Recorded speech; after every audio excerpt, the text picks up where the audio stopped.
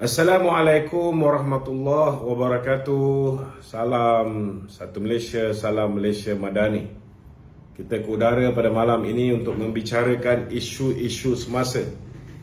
Malam ni tuan-tuan sudah pasti tajuk yang begitu hangat di kalangan rakyat Malaysia hari ini ialah isu kalimah Allah. Hari ini tuan-tuan berterabur semua orang mengeluarkan kenyataan-kenyataan seolah-olah macam UMNO ni dah jual agama lah, bahawa kerajaan Madani ni hari ini telah menghalalkan penggunaan kalimah Allah di kalangan bukan Islam. Macam-macam tuan-tuan yang bertebaran. Hari ini saya berpeluang pada malam ini untuk mendapatkan penjelasan terus daripada mulut Menteri Dalam Negeri Datuk Seri Saifuddin Nasution Ismail, tuan-tuan. Jadi saudara, hari ini malam ni saya nak perjelaskan apa yang sebenarnya berlaku. Untuk makluman tuan-tuan, pada tahun 1986 ketika itu ada satu arahan pentadbiran yang mengatakan bahawa bahan-bahan, sama ada bahan bacaan, bahan bercetak ataupun CD dan sebagainya, yang ada mengandungi kalimah Allah, Baitullah, solat, lagi apa dia tu? Allah, Kaabah. Bahan-bahan ini adalah eksklusif untuk umat Islam. Tidak boleh dibawa masuk ke Malaysia. Tuan-tuan kena faham sebab apa kena benda ni keluar. Sebelum merdeka lagi tuan-tuan, kawan-kawan kita di sebelah Sabah, Sarawak ini, terutamanya di Sarawak, mereka ini ramai yang sudah menganuti agama Kristian, dan agama Kristian ketika itu disebarkan di Sarawak khususnya adalah dengan menggunakan bahasa ibunda. Itu sebab mereka ni bahan-bahan bacaan yang mereka ada, memang dalam bahasa Melayu, dan mereka menggunakan perkataan Allah untuk refer kepada Tuhan Kristian, menggunakan perkataan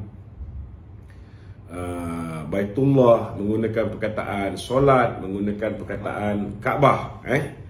Ini memang sudah ada dalam bahan-bahan bacaan. Itu sebabnya wujudnya satu ruling pada tahun 1986, arahan pentadbiran yang mengatakan bahan-bahan seperti ini tidak boleh dibawa masuk, ke Semenanjung. Tetapi pada tahun 1986 juga, disebabkan wujudnya perkeliling ini, arahan pentadbiran ini, Kabinet ketika itu yang dipengerusikan oleh Tun Dr. Mahathir telah membuat satu keputusan baru di mana bahan-bahan ini boleh dibawa masuk dengan syarat mesti ada cop hanya untuk kegunaan umat Kristian saja. Jadi tuan-tuan, semangat perlembagaan itu apa kebebasan beragama itu, Islam adalah agama persekutuan, dan agama-agama lain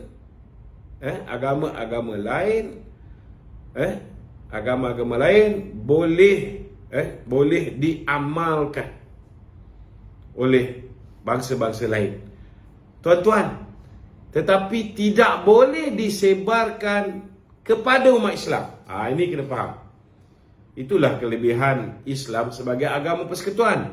Agama Islam boleh disebarkan kepada semua rakyat, sama ada Islam ataupun bukan Islam. Tetapi agama lain tuan-tuan, tidak boleh disebarkan kepada umat Islam. Yang ni ramai orang tak faham. Jadi sebenarnya keputusan Tun Dr. Mahathir tahun 1986 tu pun betul. Kita tak cakap keputusan Tun Dr. Mahathir salah. Keputusan Tun Dr. Mahathir dibenarkan bahan bacaan ke, penulisan ke ataupun ni, dengan syarat ada cop ada cop bahawa ianya hanya untuk kegunaan agama Kristian saja. Maknanya bahan ini tidak boleh digunakan untuk disebarkan kepada orang Islam. Ada masalah? Tak ada. Okey. Ini jelas Ini penjelasan supaya tuan-tuan faham. Okey. Apa yang timbul daripada masalah ni? Tahun 2008 ada seorang bernama Jill Island. Dia pergi ke Indonesia, dia bawa balik bahan-bahan untuk dia kaji. Bahan-bahan ni dalam bentuk CD, dalam bentuk CD.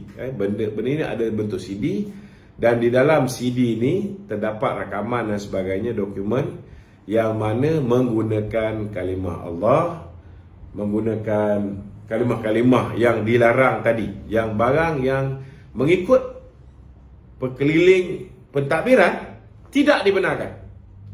Jadi bila custom cek bahan Jill Island ini, seorang wanita daripada Sarawak tak silap saya, Jill Island ni, pihak custom merampas CD-CD yang dimiliki oleh Jill Island, dan keputusan custom ini bersandarkan kepada keputusan arahan pentadbiran.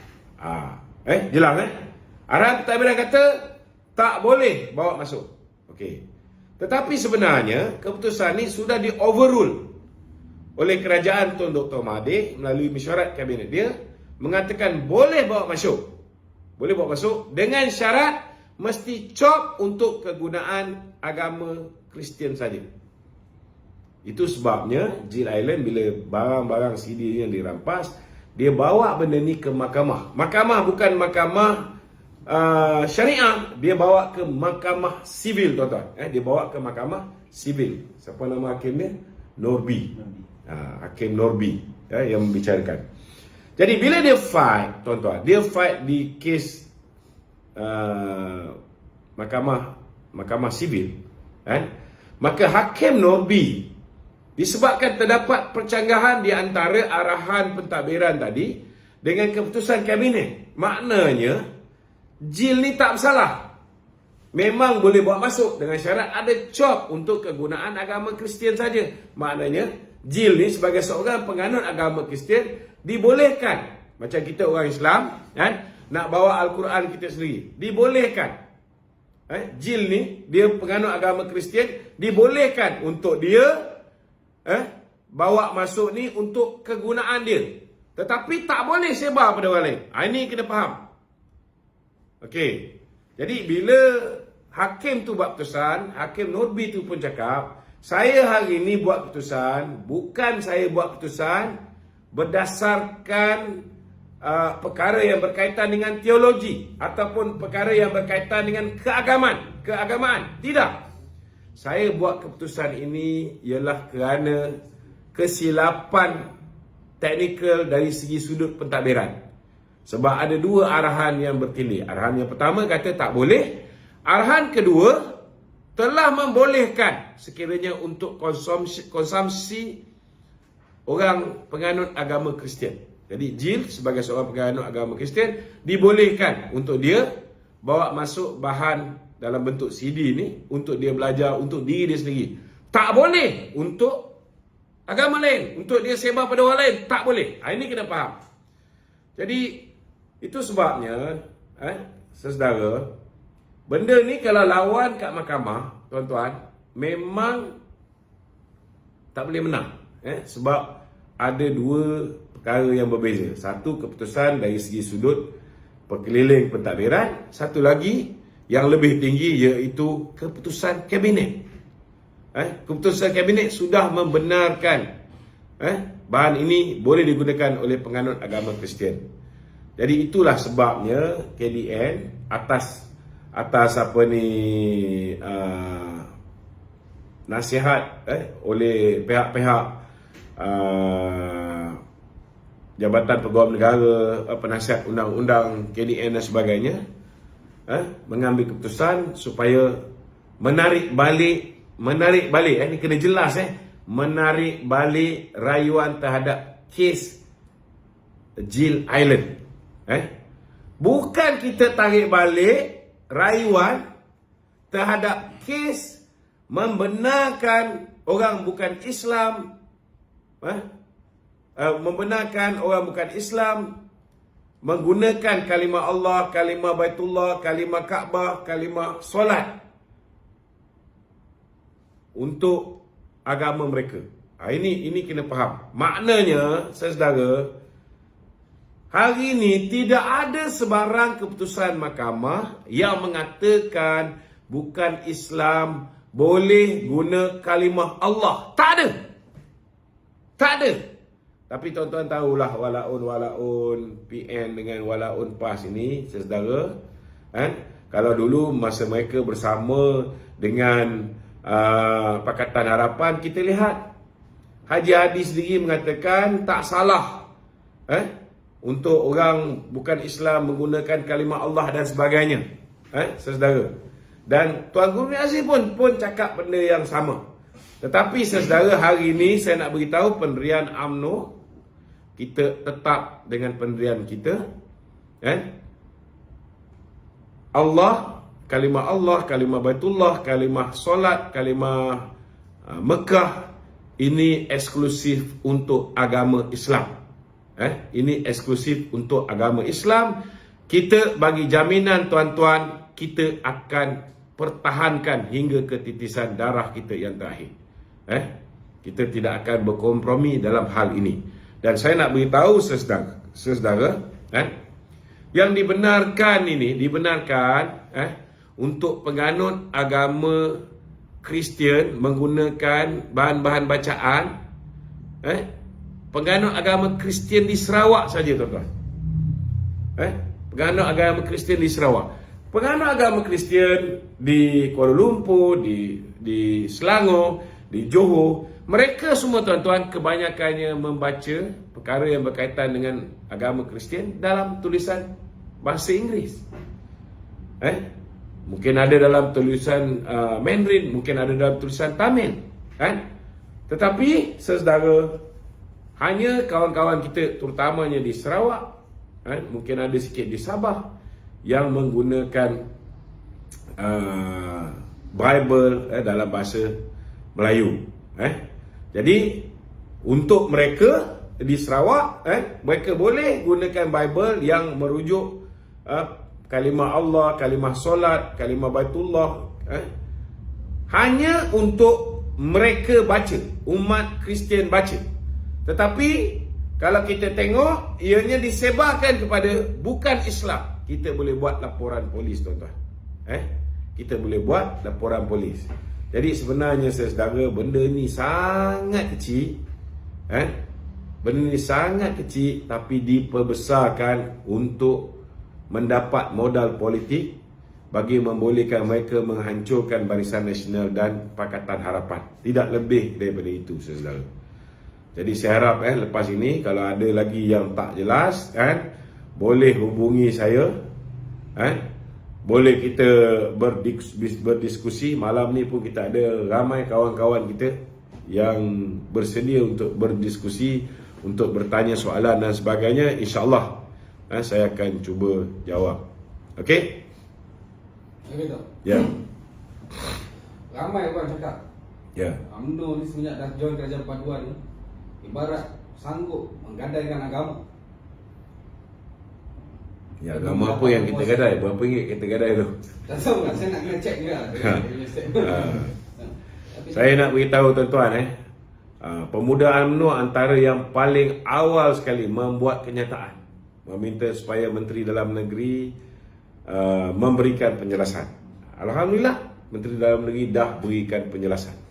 Hari ini pula Dewan Ulama UMNO, jangan ingat PAS yang ada Dewan Ulama, Majlis Ulama UMNO hari ini, bukan Dewan, Majlis Ulama UMNO sudah pun mengeluarkan kenyataan, meminta supaya kesucian kalimah Allah dipertahankan. Dan kita dalam UMNO sendiri, dalam mesyuarat, dalam grup rakan-rakan MKT UMNO juga, kita berdiri teguh dengan pendirian yang telah pun diambil oleh Majlis Ulama UMNO. Kita akan pertahankan. Ini bukan benda yang boleh kita main-mainkan.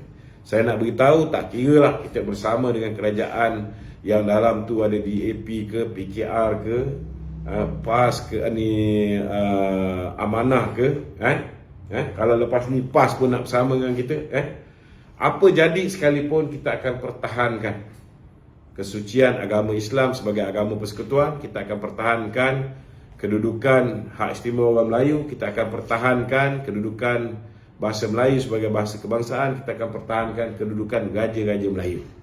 Dan bukan hanya kita je. Kita lihat bila mana Anthony Loke dalam ucapannya di Dewan Merdeka, dia sendiri mengatakan bahawa kita uphold perlembagaan Malaysia, kita uphold apa yang terkandung di dalam perlembagaan, termasuklah mempertahankan Raja-Raja Melayu. Mana pernah kita dengar DAP dulu cakap macam ni, kan? Dan bahasa dia cukup humble, cukup merendah diri. Mudah untuk kita bak kata orang tu untuk kita yakinkan pengikut kita bahawa DAP hari ni bukan macam DAP yang digambarkan oleh Tun Dr. Mahathir dulu. Okey? Kalau ada apa-apa yang mereka boleh bagikan contoh untuk buktikan bahawa hari ni UMNO dah jual agama, silakan. Bagi satu contoh pun cukup. Kita tengok. InsyaAllah kita jawab. Okey? Okey Dok. Ramai yang sebenarnya masih tak faham. Ya. Masih tak faham atau buat tak faham ataupun memang hati dia tak nak faham. Kenapa UMNO kena duduk sekali dengan DAP? Aduh, yang ini yang letih ni. Puncanya kamu lah. Puncanya kamu. Kita 4 tahun setengah terpekik, terlolong, cuba yakinkan rakyat jangan silap buat keputusan, jangan ulangi keputusan 2018, berikan sokongan balik kepada UMNO, Barisan Nasional, jangan undi sekali dapat 3 Perdana Menteri macam dulu. Kali ni buat silap, undi sekali dapat 5 Perdana Menteri. Semua aku dah cakap lah. Apa kita tak explain? Betul tak? Kita dah explain A to Z kenapa kena bagi sokongan padu kepada Barisan Nasional. Tapi mereka berbelah bagi. Muhyiddin dengan PAS baru jolok sikit. Kau lupa apa yang kita lalui 18 bulan di bawah kerajaan zaman kegelapan Muhyiddin Yassin. Kerajaan bapa lockdown negara. Kita dikurung. Kita tak boleh cek makan secara sempurna. Kita hilang pendapatan, ramai hilang pekerjaan, kadar pengangguran meningkat, kadar jenayah meningkat, Bursa Saham Kuala Lumpur merudum, ekonomi hancur, pelabur lari, ramai berhutang. Orang yang sebelum ni tak pernah minta supaya nak keluar duit KWSP, 4 kali kita bagi keluar KWSP, masih lagi nak yang kelima. Orang terpaksa pinjam along, tak boleh bayar along hari ni, dikejar along. Ada yang tak tahan kena kejar, ada tak tahan kena ugut, bunuh diri. Tapi last kali bila Muhyiddin and the gang ulur sikit, kita lupa apa yang kita lalui. Hanya 300,500, 500, paling kuat pun 1,000. Kita gadai masa depan kita untuk tempoh 5 tahun yang mendatang. Akhirnya apa jadi? UMNO tinggal 26 kursi saja. Dengan 26 kursi nak bentuk kerajaan apa? Dengan 26 kursi kita nak mendabik dada, nak sombong, nak bongkak, macam mana? Ada lagi mengatakan kita nak kerajaan di mana kita menguasai, kita dominan. Nak dominan macam mana? Kita tak cakap semua orang tidak mengundi BN. Tetapi ingat, kesan hari ini disebabkan yang tak undi BN, disebabkan ada yang berbelah bagi, sanggup undi Muhyiddin dan PAS sehingga 74 kursi dia menang. Akhirnya kita jadi parti yang kecil, nombor 3 terbesar. Dulu kurang-kurang kita masih lagi parti yang dapat nombor 1, nombor 2. Sekarang dah jatuh nombor 3. Bila tidak ada orang yang menang, tak boleh bentuk kerajaan, ke bawah dulu tuanku titah supaya Perikatan Nasional bentuk kerajaan dengan PH. Kalau hari itu tuanku kata, okey tak apa, PN bergabung dengan PH. Tetapi better nak Muhyiddin jadi Perdana Menteri. Agak-agak tuan-tuan, Muhyiddin dakap tak DAP? Agak-agak tuan-tuan, PAS bersama tak DAP hari ni? Bersama juga. Sebab dia hanya nak kerusi Perdana Menteri. Cuma masalah, mak bapak ajar dia tinggi, pergi sampai universiti. Dah pernah jadi Perdana Menteri, tapi tak boleh beza, parti dia hanya dapat 74. Masa tu baru 73, belum menang Padang Serai lagi. Dan parti PH dapat 84. Dia tak boleh beza 73 tu dengan 84. 84 lebih banyak, 84 lebih banyak dan lebih layak jadi Perdana Menteri. Dia patut jadi timbalan. Dia tak boleh terima jawatan timbalan. Dia nak Perdana Menteri juga. Itu sebab dia tolak. Itu sebab dia sanggup derhaka titah ke bawah duli tuanku, sombong, tinggalkan majlis, menunjukkan rasa tak hormat dia kepada ke bawah duli tuanku. Kurang ajar, kata orang apa? Orang Penang. Kurang ajar. Ini kita kena faham tau. Bukan semua orang dapat rahmat macam ni. Allah Ta'ala turunkan kebodohan kepada Muhyiddin ketika itu. Tak boleh berfikir bahawa tindakan dia yang tergesa-gesa itu akhirnya menyebabkan patut boleh jadi timbalan Perdana Menteri, last kali dia jadi kluster mahkamah. Betul tak? Ini pun kita patut bersyukur. Kalau tiba-tiba Allah Ta'ala kurniakan kebijaksanaan kepada dia, macam mana? Jadi ini semua ketentuan Allah Ta'ala. Dan memang betul UMNO ada pilihan. UMNO boleh bersama dengan Perikatan Nasional. Bukan tak boleh, boleh. Tetapi UMNO pernah dikhianati oleh Muhyiddin. Walaupun dikhianati oleh Muhyiddin, kita maafkan Muhyiddin. Kita bagi peluang dia. Dia ada 32 kursi. Kita ada 42, patut kita Perdana Menteri. Tapi bila kita bentuk kerajaan dengan dia yang 32 kursi ni, walaupun 16 tu curi daripada kita, 9 tu curi daripada PKR, kita bagi dia jadi Perdana Menteri. Apa dia buat? Dia tikam kita, dia bully kita, dia tahan duit UMNO, dia nak masukkan bekas Perdana Menteri kita dalam penjara, dia nak masukkan Presiden kita dalam penjara. Dia aniaya kita. Bodohlah kita kalau sekali lagi kita nak bagi sokongan kepada dia untuk menjadi Perdana Menteri. Lingkuplah kita. Betul tak? Dan di mana letaknya kebijaksanaan? Kita ni, parti ni, kita kena fikir masa depan parti. UMNO ada 191 bahagian. Kalau UMNO kerjasama dengan Bersatu, maknanya pilihan raya yang akan datang 74 kursi daripada 114 kursi yang UMNO tandingi baru-baru ni, 74 kursi dimenangi oleh Bersatu dan PAS. Ini confirm UMNO tak boleh pegang langsung. UMNO hanya boleh bertanding 26 kursi. Mana yang UMNO boleh bertanding? Kursi yang PKR menang.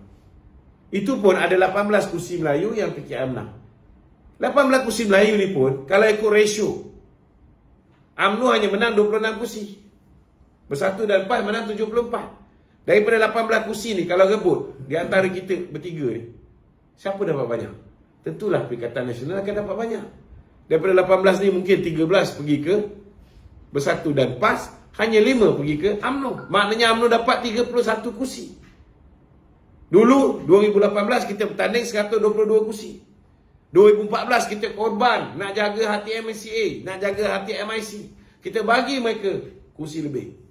UMNO kurangkan jumlah kursi yang UMNO tandingi, tinggal 114 daripada 122. Padahal kursi gerakan tu sepatutnya itu dah boleh beri kepada MIC dengan MCA. Tapi kursi UMNO pun kita bagi lagi, tambah lagi. nak jaga hati kawan-kawan kita. Lepas pilihan raya apa dia buat? Dia desak presiden kita letak jawatan. Padahal yang gagal mereka. Desak pemimpin kita. Sampai sekarang tak minta maaf. Jadi jangan salahkanlah kalau saya masih ulang benda yang sama. Sampai sekarang tak minta maaf. We can forgive, but we will never forget. Sebab kita masuk pilihan raya secara bersama. Tak pernah kita pertikaikan mereka gagal untuk deliver non-Malay voters kepada kita. Tak pernah kita pertikaikan. Tetapi kenapa letak kesalahan itu di bahu Datuk Seri Zahid seorang?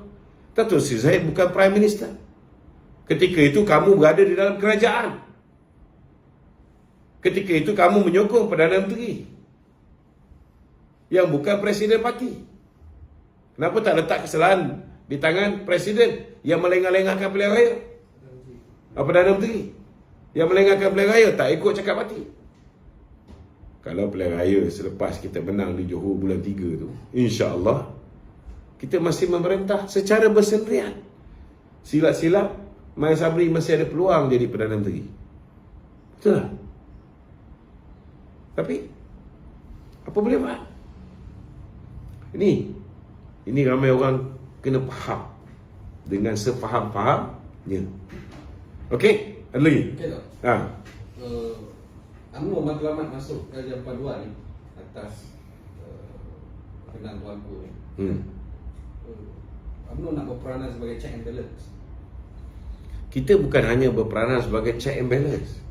Kita adalah part of the government. We are part of the government. Jadi bila UMNO berada di dalam kerajaan, walaupun jumlah kita kecil, walaupun jumlah kita hanya 26 kursi, tetapi kita akan pertahankan keempat-empat perkara ni. Kedudukan Islam sebagai agama persekutuan, kedudukan Hak Istimewa Melayu, kedudukan bahasa Malaysia sebagai bahasa kebangsaan, dan kedudukan Raja-Raja Melayu. Selagi nyawa dikandung badan, 4 perkara ini kita akan pertahankan. Dan selagi kawan-kawan dalam komponen parti kita ni menghormati perlembagaan Malaysia, apa yang termaktub di dalam perlembagaan, apa yang termaktub di dalam kontrak sosial, insya-Allah kita tak bergaduh. Tapi kalau mereka sudah tidak menghormati perlembagaan, kalau kita boleh putuskan hubungan dengan Muhyiddin, dengan Bersatu, tak mustahil kita juga boleh putuskan hubungan dengan kawan-kawan dalam kerajaan perpaduan. Tetapi alhamdulillah sehingga hari ini, walaupun ada beberapa orang loose gun, kena faham juga loose gun ini apa latar belakang dia. Ramasamy yang risau takut UMNO jadi timbalan pengurusi ataupun timbalan Ketua Menteri Pulau Pinang, ada kepentingan peribadi, yang mungkin macam Lim Kee Siang yang risau takut siasatan ke atas buku Tan Sri Tommy Thomas dilakukan RCI. Dan kita pun tahu Khalid Samad, dia pro kemah besar. So semuanya ada sebab-sebab. Semuanya ada sebab-sebab. Tetapi kawan-kawan yang setia dengan kerajaan perpaduan setakat hari ini, alhamdulillah, mereka tidak mengeluarkan kenyataan-kenyataan yang menyinggung hati kita. Tak nafikanlah kadang-kadang, yalah, kita dah contohnya lah macam kita dah lama mengata PH dan lama mengata DAP, kadang-kadang terlepas cakap.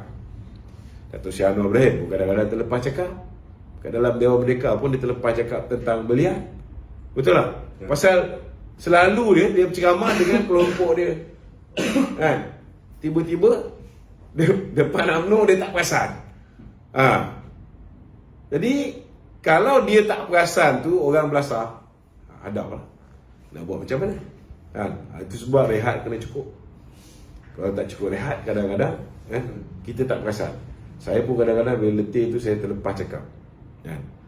Setakat ni alhamdulillah kita kontrol tak sebut perkataan-perkataan yang dulu kita sebut sebelum pilihan raya. Tetapi kawan-kawan semua kena main peranan. It's not easy. Abang Mat pun kadang-kadang tersebut lagi baik tangan. Betul tak? Yelah, dah biasa dulu cerita gurauan dia Baik tangan. Kadang-kadang terlepas cakap. Jadi kita kena faham kalau orang terlepas cakap dengan orang yang konsisten, dia nak Datuk Najib tak diberikan pengampunan macam Khalid Samad, bezakan. Tak sama. Tak sama. Terlepas cakap ialah pasal kebiasaan. Kita semua manusia. Kita boleh melakukan kesilapan. Slip of tongue ni biasa. Tapi kalau kita dah suruh minta maaf pun, dia kata tetap pendirian kami sama.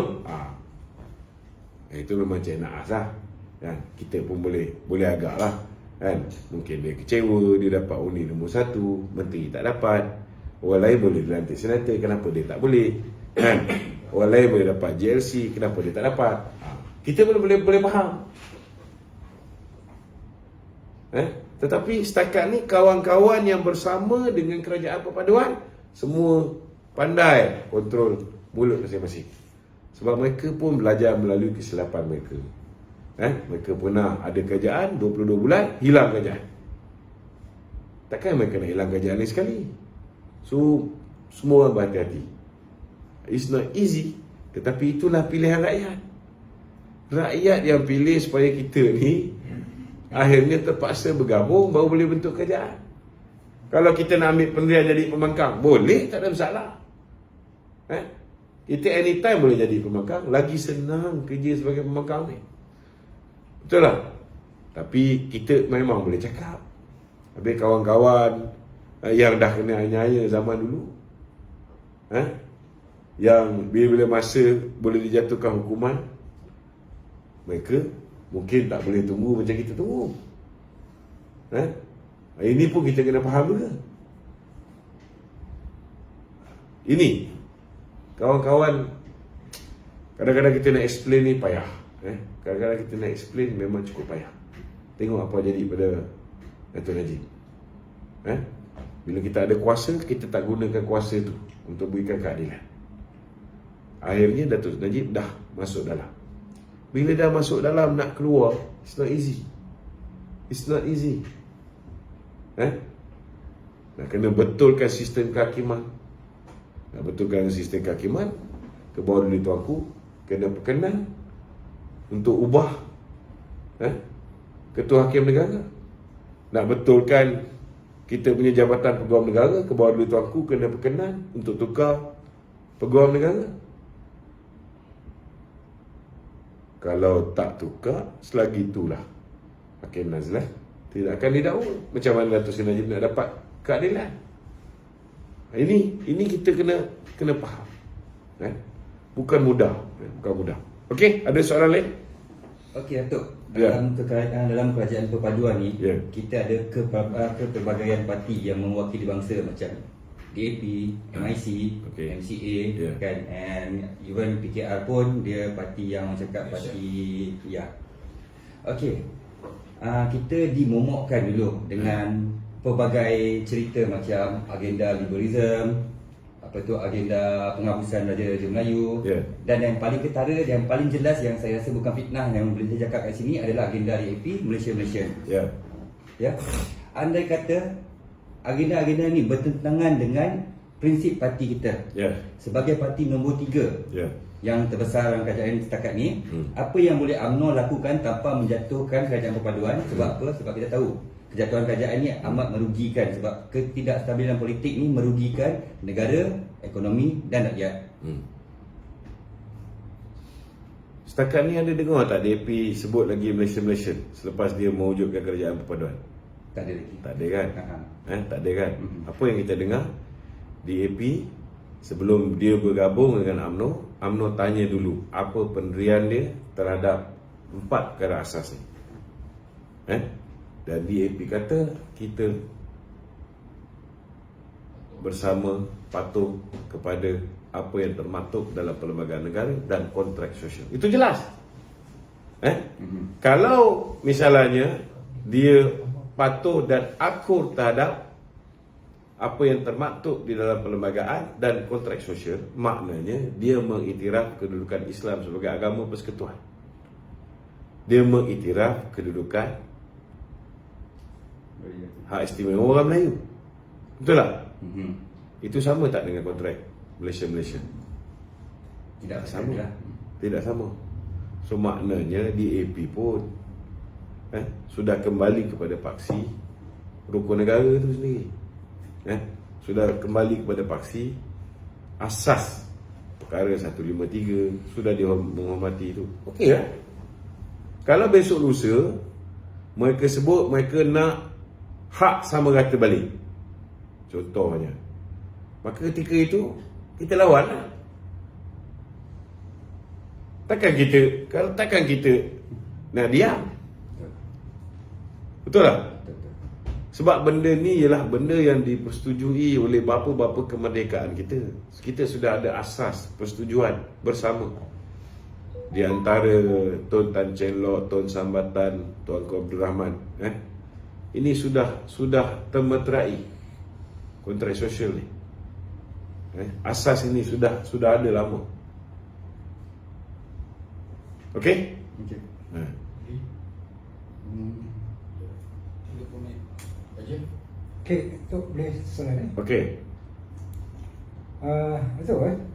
Ramai ahli UMNO tidak selesa apabila PWTC yang dianggap rumah UMNO digunakan untuk program-program bersama parti lain dalam kerajaan. Ya.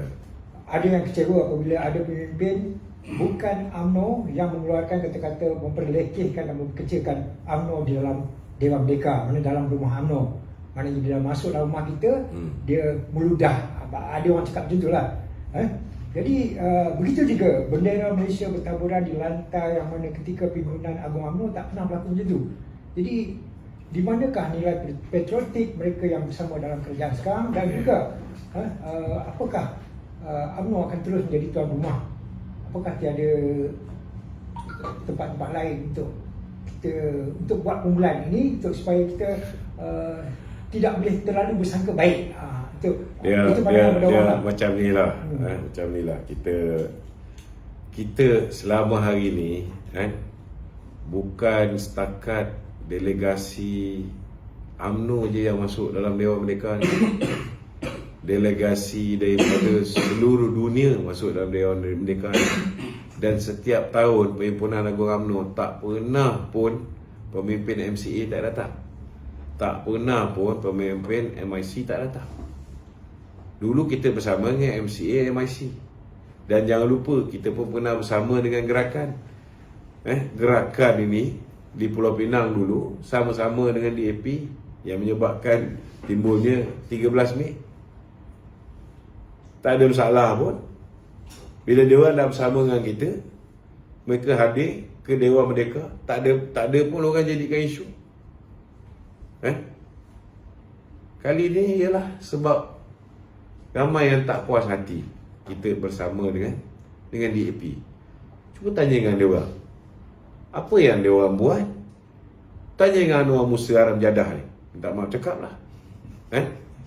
Dia kata UMNO akan ahli UMNO akan ni.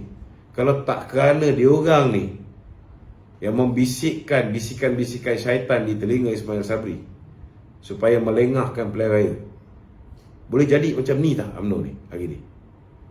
Perlu tak kita kerjasama dengan parti lain, musuh-musuh kita? Tak perlu. Tapi kerana mereka bersekongkol dengan Perikatan Nasional, sabotaj kita daripada dalam, lemahkan parti kita, akhirnya kita tewas. Bila kita tewas, kita tidak ada pilihan.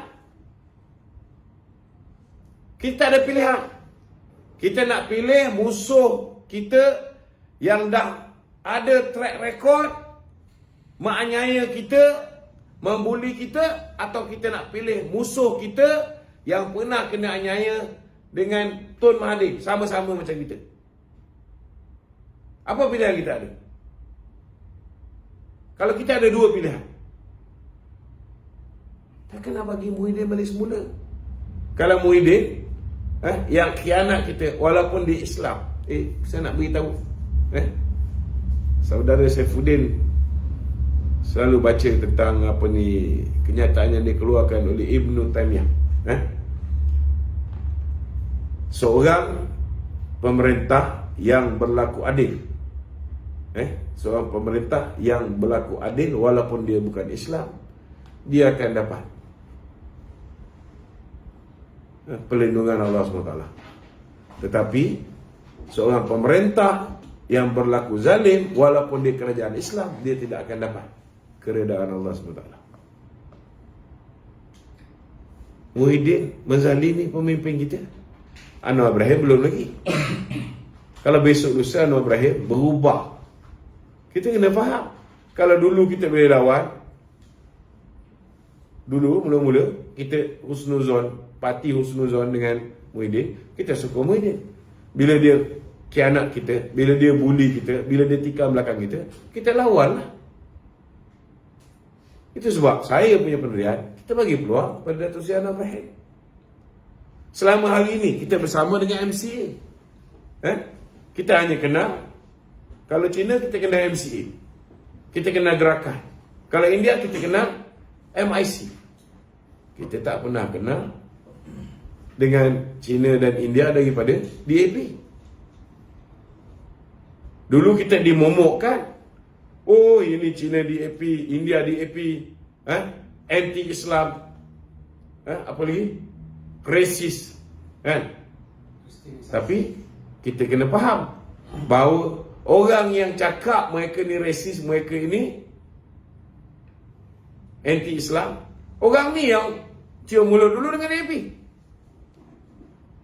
Siapa yang hari ini berada di sebelah pembangkang tak pernah bersama DAP? Mahathir pernah, Haji Hadi pernah, PAS, Muhyiddin pernah. Cuma bezanya ketika mereka bersama dengan DAP, mereka tak boleh buat DAP pragmatik dan bertolak ansur macam mana kita hari ini boleh yakinkan kawan kita ini supaya lebih bertolak ansur, lebih pragmatik. Sebenarnya mereka takut kuasa sama antara UMNO dengan DAP ni boleh berjaya tanpa mengeluarkan kenyataan-kenyataan yang boleh mengguris hati orang Melayu. Yang ini yang mereka takut. Buat sampai pilihan raya 6 buah negeri ni, memanglah mereka boleh guna kesilapan DAP 22 bulan yang sudah. Mereka boleh guna modal ini. Tetapi kalau kita ada 5 tahun sebelum pilihan raya umum yang ke-16, we have ample time to show to the Malaysian public bahawa kerjasama antara UMNO, DAP, Amanah dan juga PKR ini boleh membuahkan sebuah kerajaan yang kuat, yang boleh menjaga sensitiviti semua agama, kan? Boleh menghormati apa yang terkandung di dalam perlembagaan, apa yang terkandung dalam kontrak sosial. Yang ini yang mereka takut. Yang ini yang mereka takut. Kalau misalnya ada orang yang terlepas cakap di dalam dewan kita, tegur. Tak ada masalah, tegur. Tetapi bukan kita menolak dia dengan kita ditolak.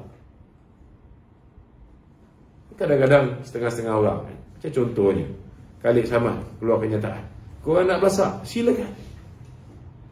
Saya bagi galakan lagi, belasah. Sebab kita tahu niat dia pun berniat untuk menumbangkan kerajaan perpaduan ni. Dia dah tahu bahawa sebahagian besar daripada orang UMNO ni setia dengan Datuk Seri Najib Tun Razak. Sebahagian besar orang UMNO ni tahu bahawa apa yang diperlakukan kat Datuk Seri Najib, Datuk Zahid dan pemimpin UMNO yang lain ialah pendawaan terpilih. Pemikiran dia bahawa apa yang dia buat dulu semua betul. Jadi kenapa dia nak mengeluarkan, nak highlightkan perbezaan, sedangkan kuasa untuk memberi pengampunan ni ke bawah di tuanku, atas tuanku lah. Yang kau sibuk nak pergi merayu supaya Datuk Seri Najib tidak diberi ke pengampunan. Tak ke gila tu? Sengaja nak memusnahkan hubungan yang rapat yang kita cuba nak bina ni. Dia nak rungkaikan. So agenda siapa? Agenda siapa? Kita pun boleh nampak dia bawa agenda Mahathir, agenda kemah besar. Kenapa dia nak bawa agenda kemah besar? Itu lantak dia, kan? Hak dia. Tapi kalau orang mulut macam ni, korang balon, tak ada masalah.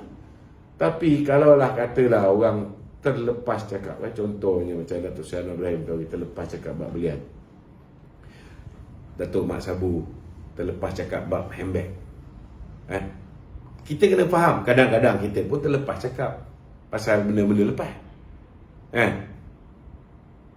mungkin benda tu tak tular, belum lagi tular, besok lusa kalau kita terlepas cakap pula, kalau kita explain, kita terlepas cakap, mudah sikit orang terima.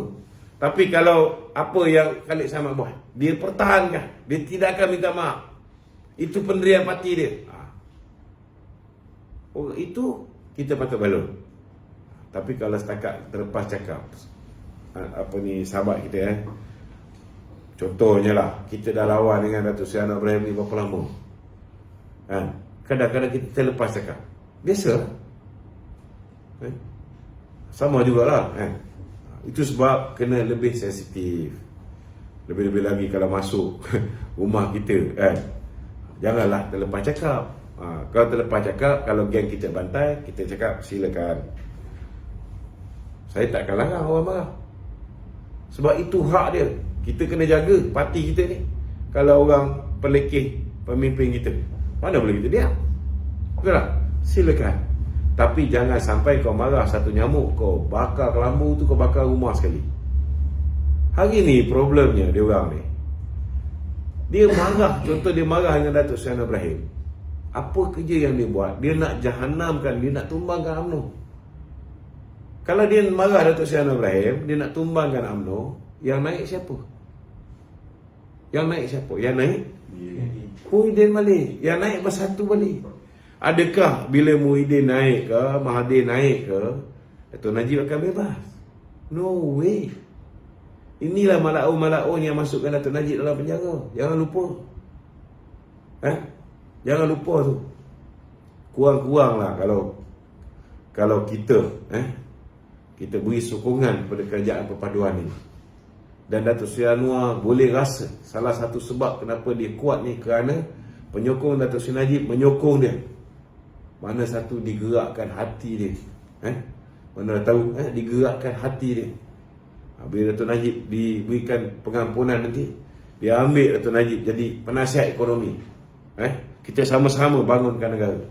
Kan bagus tu. Bukan senang nak adab ni. Cakap dengan kau, letak Datuk Najib pun untuk jadi Perdana Menteri sekarang, belum tentu dia boleh selesaikan selepas kerosakan yang Mahathir bawa, yang Muhyiddin bawa ni. Jangan lupa tu, 61 tahun BN memerintah, hutang negara baru 686.8 bilion, baru 50.8% berbanding GDP. Tapi Mahathir, Muhyiddin baru perintah sekejap dia, hutang negara ni yang diwarisi oleh Datuk Seri Anwar Ibrahim 1.5 trilion, lebih 2 kali ganda. Tak sampai 1 penggal. Tak sampai 1 penggal. Ingat senang? Sebenarnya mengambil kerajaan dalam keadaan sekarang ini, dalam erti kata lain, menempah maut. Menempah maut. Menempah maut. Itu sebab saya tak setuju bila Muhyiddin kita turunkan, UMNO ambil alih sebagai Perdana Menteri. Itu betul-betul Belanda. Sebab kita ambil alih selepas dirosakkan oleh Mahathir dan Muhyiddin Yassin. Bukan senang nak jaga negara. Lepas kita tengok, lepas Datuk Seri Ismail Sabri buka pintu ekonomi balik, dah nak pulih, Datuk Seri Anwar ambil alih pun bukan satu benda yang mudah. Pakar-pakar ekonomi mengatakan nak pulih daripada kerosakan yang dibawa oleh Mahathir dan Muhyiddin ni berbelas tahun. Tapi mungkin kalau dengan bantuan Datuk Najib, Datuk Seri Anwar boleh buat benda tu dicepatkan sikit. Mungkin 7 tahun, 8 tahun. Betul tak? Apa lagi? Satu lagi yang belum jawab ni. Berkaitan tadi pasal bendera bersepah dekat bawah.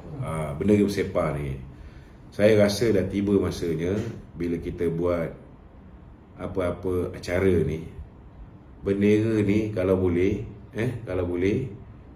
bagi, dan sebelum balik tu collect balik. Sebab saya cakap terus terang lah, bagi saya pun tak setuju pegang-pegang bendera ni. Sebab leceh pasal apa? Bendera ni kau tak boleh campak tak sesuka hati ni. Jatuh kat lantai orang pijak. Jadi kalau tak ada orang yang tukang agihkan bendera, lepas tu collect balik bendera tu, lebih baik acara-acara ni jangan ada bendera. Sebab bukan semua orang reti nak menghormati bendera. Saya tengok tempat duduk tu, bukan tempat duduk DAP duduk belah kiri sana. Geng-geng kita juga ni yang tak faham bahasa ni. Jadi itu sebab bendera ni perlu dipertimbangkan balik. Kalau nak sangat bendera, pasang yang tiang pacakkan terus kat kursi. Kalau setakat macam tu, letak dalam beg, macam ni lambai-lambai, lepas tu gulung-gulung, lepas tu letak belakang korang. Letak belakang, bila kita bangun, kursi tu akan melipat balik. Bila melipat, jatuhlah kat lantai. Lepas tu bila puak-puak yang masuk dalam tu bukan semuanya UMNO. Kadang-kadang UMNO, ahli UMNO, jiwa PM. Kalau tak, gambar-gambar tu tak keluar. Betul tak? Bila dia orang gulung-gulung nak letak, tak ada tempat nak letak. Dia orang letak belakang kursi. Bila kita bangun, kursi tu naik atas, jatuhlah bawah. Memanglah benda tu akan berada di lantai. Kita tak boleh salahkan DAP. Itu setiap kali UMNO bersidang macam tu lah perangai dia. Memang akan ada orang, yelah, benda tak praktikal. Terus terang saya cakap, tak praktikal. Kalau perlu berhenti bagi bendera, berhentilah. Kalau nak bagi bendera, make sure ada seorang tukang bagi. Bila nak balik tu, collect balik. Jimat sikit. Taklah perlu keluar banyak kali. Ni bukan hanya untuk program politik. Kadang-kadang bola sepak pun macam tu juga. Orang agih-agihkan bendera. Malaysia lawan Thailand contohnya, semua bawa bendera. Lepas tu tengok apa jadi kat bendera ni. Bersepah. Bukan semua orang tahu menghormati bendera tu. Bukan semua orang nampak bendera kat lantai, ambil, letak kat mana-mana tempat tinggi ke. Tak semua orang ada kesedaran civic yang tinggi. So kita kena praktikal. Okey, ada lagi? Saya janji kawan kita ni setengah jam. Tak lagi. Satu lagi tu saya rasa penting ni Datuk jawab ni sebab apa? Sebab benda ni dah ditunggang oleh Perikatan Nasional mengenai kenyataan media hari ini. Saya rasa Datuk beritahu mengenai kenyataan media tentang Datuk Seri Penasihat kita bersedia berkata kerajaan bersedia untuk isytihar darurat jika cuaca panas melampau. Sebab perkara ini tunggang oleh Perikatan Nasional, kononnya kita tak berani untuk buat sidang parlimen. Yalah, kononnya mereka sekarang dah cukup jumlah. Okey, saya nak beritahu darurat cuaca tu bukan macam darurat yang Muhyiddin buat. Mungkin Datuk boleh jelaskan. Tak adalah sampai ke tahap nak kena batalkan sidang parlimen, tak ada. Parlimen 22 bulan Mei ni akan diteruskan. Kalau walaun dah petit nak teruskan dengan undi tak percaya, silakan. Datuk Seri Anwar Ibrahim dah cabar dia orang, bawa pergi ke parlimen, buat undi tidak percaya, dan dia beritahu dia akan benarkan untuk undi tidak percaya dibuat. Datuk Seri Anwar bukan macam Muhyiddin Yassin. Bila dia dapat kuasa, perkara pertama yang dia buat ialah dia minta supaya undi percaya dilakukan. Maknanya apa? Ke bawah dulu tuanku cakap, saya dah lantik, kenapa benda ni nak kena buat? Datuk Seri Anwar pula dah terangkan kepada ke bawah dulu tuanku, kenapa dia kena buat benda ni, untuk dapat keyakinan apa semua. Dan berjaya 148 bagi undi untuk dia undi percaya sebagai Perdana Menteri. Jadi kalau sekarang ni ada walaun yang nak buat, silakan, tak ada masalah. Kalaupun buat darurat apa ni cuaca ni, lebih untuk ni apa yang saya faham lah, Sebab kita nak gunakan fasiliti tentera apa semua sekali. Kita boleh kerahkan tentera. Sebab kena tahu bahawa kawasan-kawasan yang kita tak ada air ni semua dah kering, kan? So kalau nak buat pembenihan hujan apa semua sekali, kita boleh gunakan aset tentera ni. Bukan buat darurat sehingga orang tak boleh keluar rumah apa semua, bukan, kan? Mungkin kita boleh isytiharkan sekolah tak perlu dibuka, kan, sementara musim panas ni. Itu je. Bukanlah sampai parlimen tak boleh bersidang. Parlimen dah tentu-tentu semua aircon. Sekolah ada aircon tak? Cikgu ada aircon, bilik guru. Tapi kelas-kelas biasa ada aircon? Tak ada. Pagi tadi aku lalu nak keluar ni, kan, tar ni cair tau. Padahal dah lama dah tar tu, dia lekik. Sebab Indonesia dah lama, kan. Ini tadi pagi dia hitam balik. sebab Bila lalu tu nampak track kereta. tak ada perincian macam tu dalam media-media yang keluarkan hari Tak ni. ada Dia lah, cuma cakap tak ada. darurat saja. Dia tak ada kata darurat cuaca ke apa, Itu kan. sebabnya setiap kali sebelum mengeluarkan kenyataan-kenyataan itu, pastikan kita memberikan penjelasan yang sejelas-jelasnya. Betul. Sebab kalau kita hanya cakap kita akan buat darurat cuaca, Darurat saja. dia darurat, kan. Ianya akan diinterpret dengan cara yang negatif oleh musuh-musuh kita. Betul. Kalau orang dekat Kelantan tu teh tarik tak payah darurat boleh hidup kan? Itulah masalah. Mungkin di Kelantan kita kena buat darurat teh tarik. Sebab saya tengok media orang media cuma keluarkan dia kata darurat saja, of course orang akan panik. Kan bila dengar darurat sahaja, kan, orang akan panik, kan. Itu lebih pada darurat cuaca.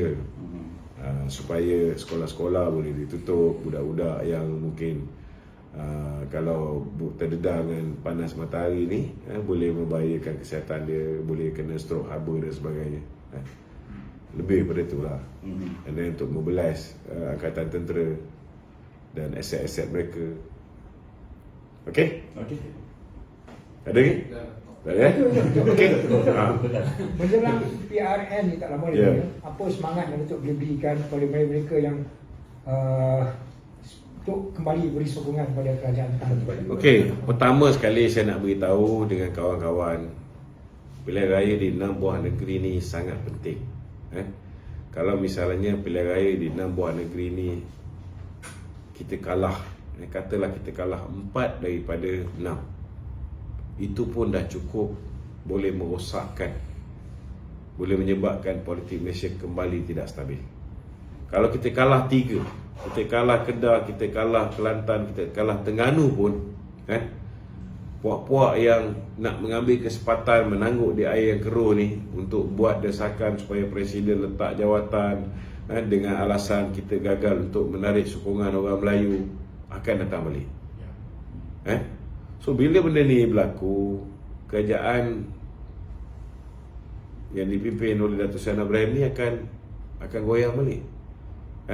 Itu sebab macam mana pun kita kena pastikan bahawa kalaulah kerajaan tu goyang, akhirnya yang akan merana ialah rakyat. Bila kita mula tukar Perdana Menteri, maka ekonomi akan kembali rosak, Kemudian pelabur akan tidak yakin untuk masuk ke dalam negara kita, yang sudah masuk akan keluar, akan lari, tarik modal mereka keluar. So yang rugi, yang merana, yang akan hilang pekerjaan, yang akan hilang peluang perniagaan, yang akan hilang peluang industri kecil sederhana ialah rakyat Malaysia. Jadi kenapalah kita nak membiarkan benda ni berlaku? Itu sebab kita suka ke kita tak suka, hari ini rakyat dah pilih untuk tidak memberikan kemenangan kepada sesiapa pun. BN tak menang, PH tak menang, PN pun tak menang. Cuma PN dah diberikan peluang untuk bergabung dengan PH bentuk kerajaan. Mereka tolak. Jadi hari ini tuanku titahkan supaya BN bersama dengan PH. Dan kita sudah dapat sokongan daripada GPS, GRS KBM dan rakan-rakan lain, Parti Bangsa Malaysia dan sebagainya, warisan. Maka akhirnya kita ada 148. Kita ada very strong and stable government. Kerana kerajaan kita ni kuat dan stabil lah, maka kita boleh dapat bawa masuk pelabur daripada UAE, pelabur daripada China. Itu sebab banyak kontrak-kontrak ditandatangani, disaksikan oleh Datuk Seri Anwar, dan kemudian banyak lagi in progress. Itu sebab ada yang kata Datuk Seri Anwar ke sana ke sini. Memang kalau kita nak bawa masuk pelabur ni, kita kena buat lah dulu Datuk Najib pun. Apa yang dia tak buat? Dia pergi ke India, dia tandatangani 1.54.8 bilion, daripada 154.8 bilion tu, hanya 7 bilion je Malaysia melabur ke India. Yang lain India melabur ke sini. Kita bawa King Salman datang ke Malaysia 31 bilion rapid penggerak. Dia pergi penghujung 2016 pergi ke China 154 bilion. Kemudian dia pergi lagi, bawa balik lagi 31.5 bilion bandar robotik di Johor. Macam-macam. Germany, Singapura punya pelaburan. So kalau kita nak pelabur ni masuk, memang Datuk Seri Anwar kena pergi ke luar negara, dia kena berjumpa. Dia kena menghadiri sidang Asian Summit ke, ataupun sidang di peringkat antarabangsa yang lain. Kerana di situlah tempat dia berjumpa dengan ketua-ketua negara, dan ketua-ketua negara ni biasa datang bersama dengan delegasi dagangan mereka. Mereka pun nak cari opportunity apa yang mereka boleh buat di Malaysia. Ini biasalah. So that's how economy works. Kalau tanya dengan Cikgu Bat, dia tak faham benda ni. Dia cuma tahu demonstrasi bawa belon warna kuning. Yang itu dia reti. Okay? Tak ada Okay. Minta tolong share live kita pada malam ni. Assalamualaikum warahmatullahi wabarakatuh.